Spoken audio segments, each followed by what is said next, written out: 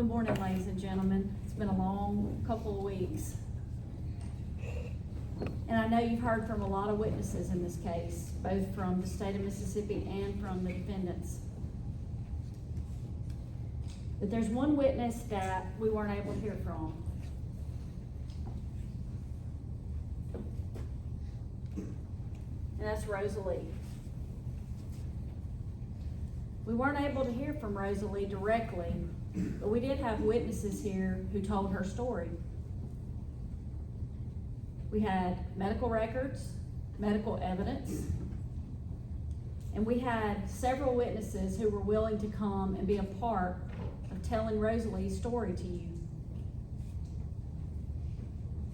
You had first responders who went when they got the call. You had the investigators who investigated the case and saw it through until now. You had daycare workers who loved Rosalie. You heard from them. You heard from the doctors, the ones who cared for Rosalie during her life. And they loved her. And then you heard from doctors who cared for her at the end. Then you heard from the CPS workers, Child Protection Services, those people who spend their lives looking into cases where children are being abused and neglected.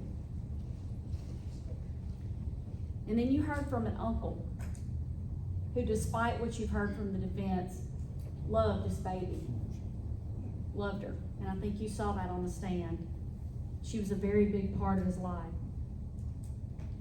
And all these people have come to tell you the part that they played in Rosalie's story. And now you, the jury in this case, get to do your part in Rosalie's story. We're going to go back through just a little bit. I'm not going to be too long. Some of the evidence that you heard. If we can put up the timeline that we saw in opening statement. And you all know this, so it may be repetitive, and I apologize, but we know that Rosalie was born on April the 5th of 2019. We know that on October the 2nd, 2019, she had an accident at daycare. Later that day had a clear CT scan. We know on October 15th, 2019, she had a well baby visit to Dr. Pajari, her pediatrician. We know on October 26, 2019, Rosalie had a fatal injury and that she ultimately died on October the 28th, 2019. And we know that on September 10th of 2020, the autopsy report declared her death to be a homicide. So let's start back with the October 2nd, 2019 date. We've heard lots of testimony about Rosalie's accident at the Children's Academy daycare. She's on the mat, playing, tummy time. She rolls into a bouncy seat, gets a bad looking bruise on her face. We don't dispute that. The daycare workers told you they called Brooke and that she came. And she checked her out, thought she looked okay, went back to work. Sometime within the next 2 hours, she decided that she should take her to the pediatrician just to make sure. So about 12:30 that day, she comes and gets Rosalie, and she takes her over to Ellisville Pediatric. She sees Carly Robinson, who you've heard from, the nurse practitioner. Carly checks her out, doesn't see any signs of concussion, but she goes just to be precautious and talks to Dr. Pajari, because this is a 6-month-old. They can't talk. They can't tell you if they hurt. They can't tell you if something's not right with them. And Dr. Pajari and Carly determined, let's just be safe. Let's do a CT scan just to be safe. So they do that. They send her to the hospital. She has a CT scan. She moves a little bit during the first scan, so they repeat it. CT scan is perfectly normal. They see nothing wrong. 2 days later, Rosalie goes back to the Children's Academy daycare. Rosalie's fine. On October 15th, 13 days later, Rosalie goes and sees Dr. Pajari for her well baby visit. Now, Dr. Pajari told you she had a good visit. There was nothing, no worries, no concerns demonstrated by Brooke. Obviously, Rosalie couldn't talk, but she seemed to be a normal, healthy 6-month-old little girl. Dr. Pajari didn't note any bruises on her that day. Rosalie was fine. Then we moved to October the 26th of 2019. You've heard testimony that Brooke, Brandon, and Rosalie went to Hattiesburg for the day, and they spent the day in Hattiesburg looking for a Halloween costume. I think they even said they ate at a Walk-On's restaurant for lunch. And then on the way home, they go by the South Mississippi Fair there in Laurel. They get home 9 or shortly after 9 at night and get Rosie ready for bed. Brooke tells you she gave her a bottle and she put her down for the night. Now here's where things start to get a little bit fuzzy. Up to this point, all the testimony has shown you Rosalie's fine. On October 26, 2019, Rosalie was fine.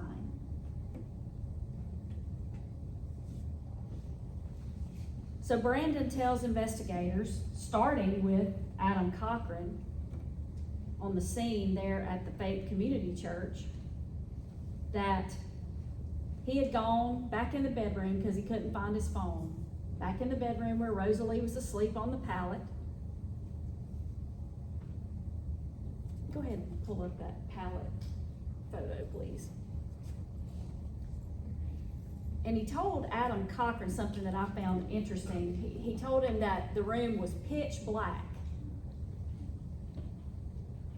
You can go back and you can hear that. And he says, while I was getting my phone off the bed, I heard a thud.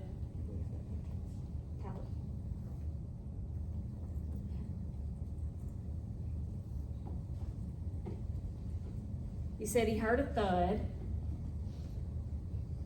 and Rosalie cried, and he picked her up and began to console her. And we can see on the pallet, the door, or in the room, the door here, the pallet, the pillows, and the bed. Well, he says, in just a few seconds, she's limp. And he said something I thought was really interesting. I could see the whites of her eyes. But don't forget, he just said the room was pitch black.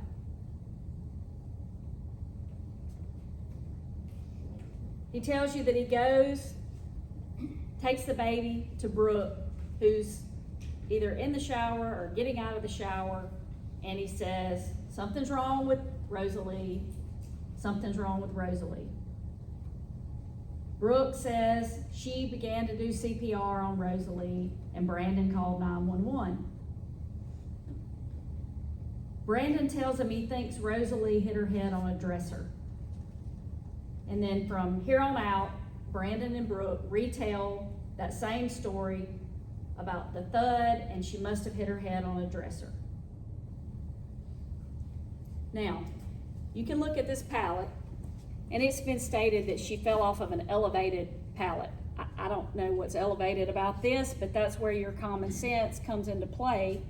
And you see these pillows up here and these blankets. I'm having a hard time finding anywhere for Rosalie to have hit her head, since she is a non-ambulatory 6-month-old child. She can't crawl, she can't walk, she can't even sit up unassisted. But somehow she gets from over here to over here and hits her head with such force to cause this injury. Ladies and gentlemen, I know better than that, and I think you do too. Something else that you need to ask yourself. Think about how quickly the story was, oh, she must have hit her head. in the world did they immediately guess that it was her head that she hit? Why couldn't it have been her hand, her arm, her knee, her foot? But immediately, they guessed it was a head injury. And you know what? You heard the medical evidence after that. They were right. It was a head injury. They get to the hospital at South Central, same story. Same story to Adam Cochran, same story to Dr. Blakeney. Heard a thud. And of course, they brought up the daycare thing that she had hit her head. And I submit to you, they rode together to the hospital, and I'm sure they talked about it on the way to the hospital. Dr. Blakeney told you that the thud story was not consistent with the injuries Rosalie had. It wasn't consistent with the severity of her injuries. She knew immediately that they couldn't treat her there at that non-trauma hospital, South Central. So she immediately set in motion a transport to UMMC to Batson Children's Hospital for Rosalie so that she could get the care that she needed. Now, some question has been called into why didn't they do blood work? Why didn't they do this? Why didn't they do that? Well, all of us know that an emergency room is just what it's called, an emergency room. Their primary goal is to stabilize this very critically injured child as quickly as they can to get her to the next hospital. You heard on Adam Cochran's dash cam, you heard while Dr. Blakeney was replacing the ET tube that had come undone in her throat. But you also heard her cry. She cried out that one time. And what that means, ladies and gentlemen, is she was breathing on her own, at least to some extent. People that aren't breathing can't cry. They replaced the ET tube, got her just as fast as they could on the air care helicopter headed toward UMMC. So she gets up to the pediatric emergency department at UMC and she's in critical condition. Now, during that time, UMMC is told, as Dr. Benton told you, I think during his testimony, they're notified, we've got an incoming baby and here are the problems with the baby. Well, Dr. Blakeney had already thought, something's not right here. This doesn't match. She's been a doctor for a long time. She knows this doesn't look right. So she's telling them that injuries may or may not be consistent. You need to just look at it. We can't treat her. We're sending her to you because you are a trauma center. So she gets there. The emergency room doctors there see Rosalie. A number of doctors see Rosalie while she's there. And every one of them says, this doesn't add up. Every one of them says non-accidental trauma to the head. All of them. Not just Dr. Benton, all of them. So, pursuant to their protocol at the University Medical Center, they call in one of their forensic pediatricians, Dr. Scott Benton, and you heard from him. He's been doing this a long time. He goes in, he sees Rosalie, he examines Rosalie. He gets a history from her medical records. And then he talks to Brooke and Brandon because he wants to find out what happened to this baby because he doesn't know at that point. Contrary to what you've been told, he hasn't made his mind up at that point that she's been abused. He's going through and making a determination. Was it abuse? Was it something else? We exclude every other possibility before we get to abuse. And he did that. And if you look back through his medical records and through his report, you'll see that. He noted facial and head bruises and noted that the most recent incident involved subdural hematoma, retinal hemorrhages with perimacular folds, and possible retinoschisis in the left eye, and severe hypoxic ischemic encephalopathy. And I don't know if I said any of that right, but suffice it to say this baby was very, very ill. He even, if you look at the medical records, he even made a note that if she survives, it will not be a good outcome. He also noted in his report no history of any significant accident. Well, who did he get the history from? Brooke Stringer and Brandon Gardner.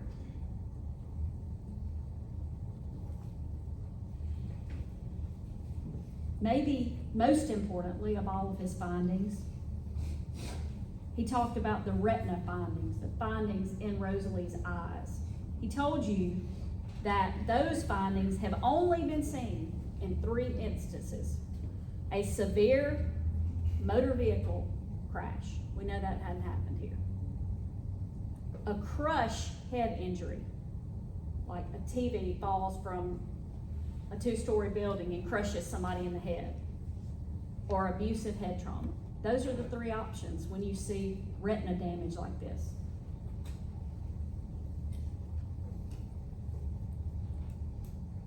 He found the totality of his findings to suggest severe acceleration, deceleration, whiplash injury to the head with or without blunt force trauma, which amounts to abusive head trauma in this case.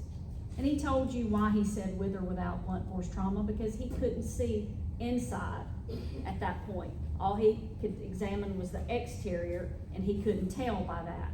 Dr. Arbo told you what he could see, and you saw the pictures from what he could see when he performed the autopsy. Now on October the 28th, we know that Brooke had to make the difficult decision to remove Rosalie from life support.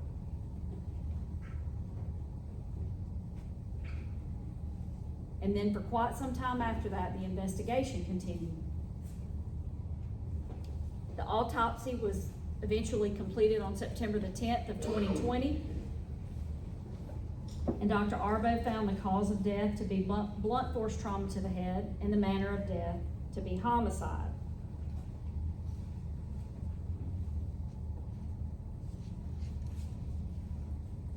And Dr. Arbo told you that the only time he makes a determination that it's undetermined, or I think indeterminate was Dr. Godfrey's word, is if there are 2 plausible stories, 2 that could have happened.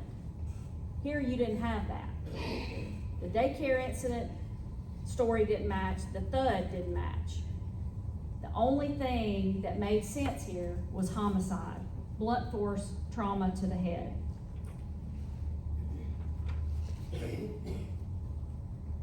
So then we get to December of 2021. Brandon and Brooke are ultimately arrested and charged.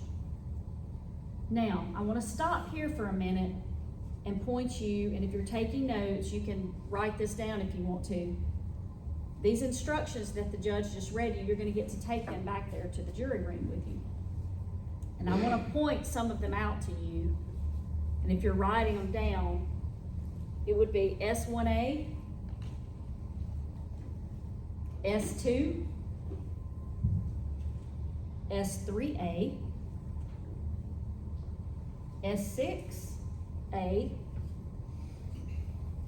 S7, S8, and S9. Now, the first 3 are the definitions of the crimes that you have to choose from that you can find these 2 individuals guilty of. Capital murder, second-degree murder, and manslaughter. S6A is the definition of felonious child abuse. S7 is what we call the aiding and abetting instruction. S8 is the circumstantial evidence instruction.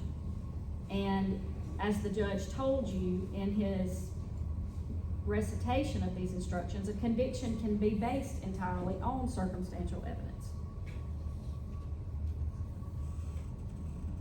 S9 is the definition of culpable negligence. Those are the ones that I would like for you to pay close attention to. And another thing that you need to know, since we're talking about procedural things, is they don't both have to be found guilty. You have that option to find one guilty and the other not. Of course, we are asking you to find them both guilty, but ultimately that's your decision. Now, let's look a little bit at the medical evidence that you've heard. You heard from Dr. Scott Minton, who examined Rosalie, looked at all possible causes of her injury, got a history from Brooke and Brandon, excluded everything else, and determined this to be abusive head trauma to Rosalie. Now, Dr. Godfrey, you heard from, who was Brooke's expert. And it was kind of surprising to me that he told you this didn't happen at the daycare. Couldn't have. That was unrelated. That's what he said. He agreed with Dr. Benton and Dr. Arbo as to the cause of death being blunt force trauma to the head. The only reason that he wouldn't have said homicide is because it could have been an accident. But he didn't point you to any facts to support it being an accident or to any accident that could have caused this, other than maybe the dog did it.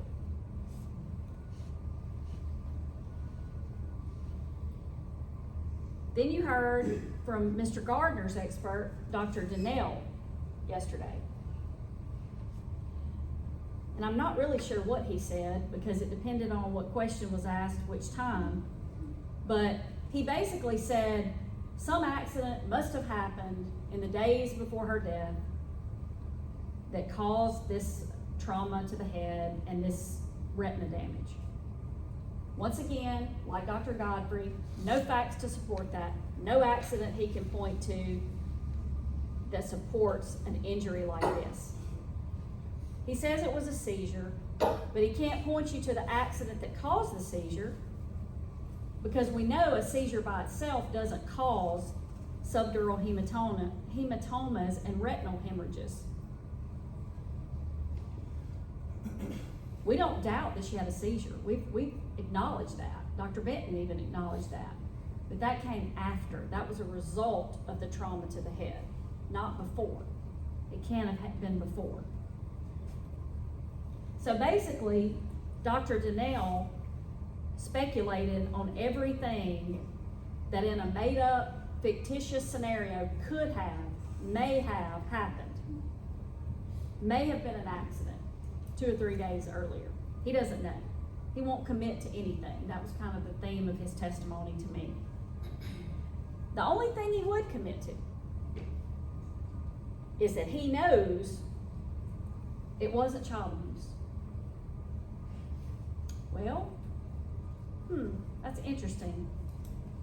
You won't commit to anything else. You speculate as to everything else, but you know for a fact it wasn't abuse. And you know why he knows that?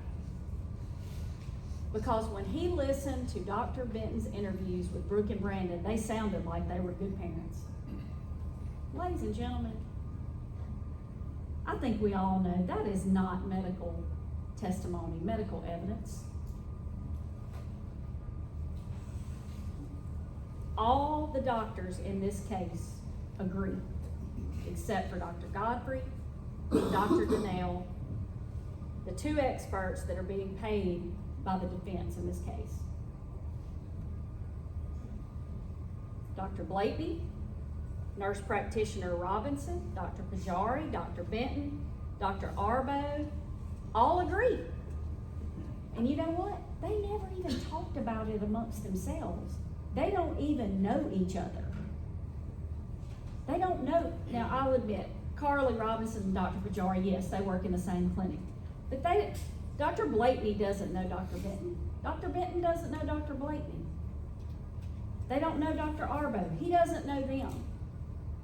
So somehow, it seems that the defense would have you believe there's a grand conspiracy among all these doctors and our office Child Protection Services, and I don't know who else, the daycare maybe, to try to frame Brooke and Brandon and set them up for this whole thing. Ladies and gentlemen, we don't work like that. That's not how it works. Brooke and Brandon would have you to believe that everybody is lying except them. They're the only ones who are the truth tellers. So I want to point you out some of the lies that have been told in this case. Go back to the 911 call. Brooke tells the dispatcher, I'm a nurse, I know CPR, I'm certified. You heard it for yourself. She heard it too on the stand, even though she still denied she said it. We know none of that was true. False reports of abuse that she made against her own father as a child to Child Protection Services, all those proved to be false. 5 minutes. Brandon Gardner states in interviews that Brooke's a nurse. Lie. Brooke told Brandon that Rosalie had a concussion. That's what they told her at Ellisville Pediatric, and she had to be kept awake for 24 hours. Lie. Brooke told Dr. Benton she had filed a complaint against the daycare. Lie. Brooke told Dr. Benton she immediately took Rosalie to the pediatrician after her fall at the daycare. Lie. Brooke told you Tanya Madison told her not to post anything on social media about the daycare. Lie. She said Tanya Madison interviewed her dad, Robert Stringer. Lie. And this might have been one of the most bizarre. Said that Dr. Benton told her that Brandon confessed to this and was going to turn himself in to law enforcement. Lie.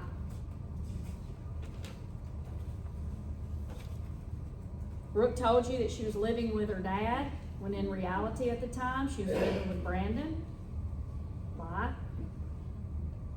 Brooke said the baby fell at daycare. Baby didn't fall. Baby can't stand. Baby can't sit up unassisted. She told you that she went to the daycare every day to see Rosalie. Lie. She told you she didn't know there was video at the daycare. Lie. And she told Carly Robinson that she didn't know from how far up Rosie fell at the daycare.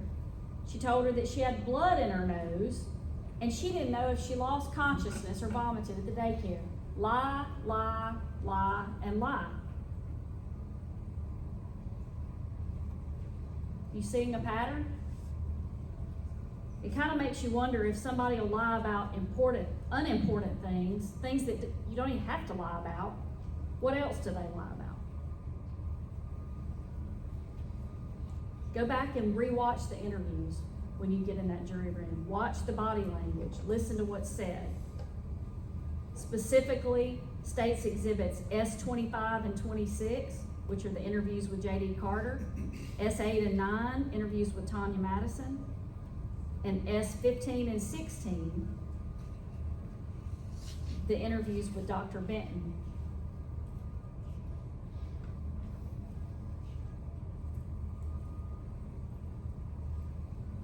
There are certain portions of those I want you to pay particular attention to. In Brooke's interview with J.D. Carter, he's lying, I can't defend him. But here she told you, I never believed Brandon did it. Again, Brooke, it didn't make sense then, and it still doesn't. That might be the one thing she and I agree on.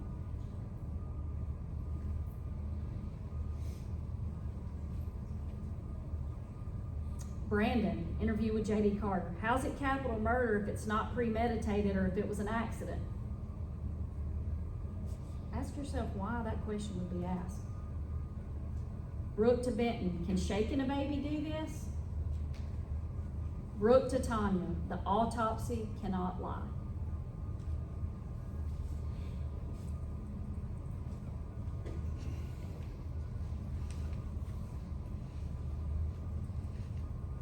Ladies and gentlemen, when I come back for my second time, I'll finish up, and I think by the time I'm finished, you'll be more than able to go back in the jury room and find Brooke and Brandon both guilty.